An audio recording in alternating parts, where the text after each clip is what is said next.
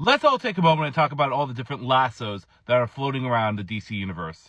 As we all know, Wonder Woman's lasso truth, or the Golden Perfect, is one of the most iconic and recognizable weapons in all of comic books. It's also an incredibly powerful and broken weapon. If you want more details on it, just go over to my playlist for Feat videos, and I have a couple of lasso videos there.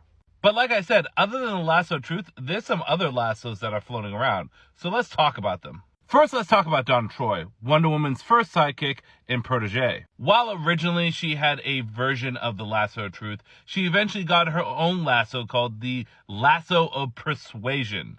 Visibly, it's very similar to Wonder Woman's, however, it is silver rather than gold. Now, the Lasso of Persuasion is the most similar to Wonder Woman's in that it can bind people down, make them tell the truth, or dispel demons, or dispel magic. Its specific function is that it can compel people to do what Donna wants. The only problem is if the individual is of stronger body or mind, they can resist the effects of the lasso. Next, we have Cassandra Sandmark, who wields the Lightning Lasso, or the Lasso of Lightning.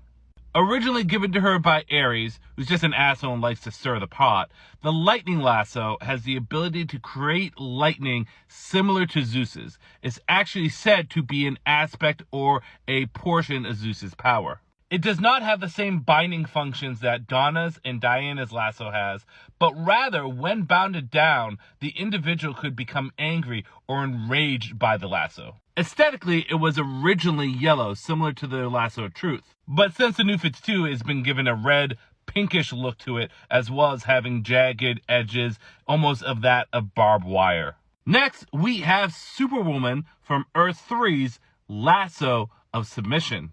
Very is little known about the Lasso of Submission, but it's similar to the Lasso of Truth. The only difference is that it causes people to submit and basically become followers or fall in love with Superwoman.